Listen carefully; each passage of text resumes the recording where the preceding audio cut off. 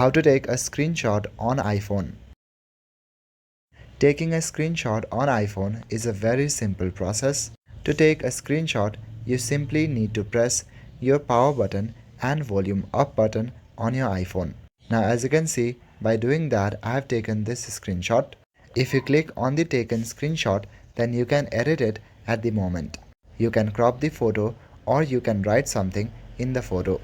If you click on the share icon at the top right corner, you can share the picture to any of your friends. When you are done with the picture and you want to save this, click on Done at the top left corner and select Save to Pictures.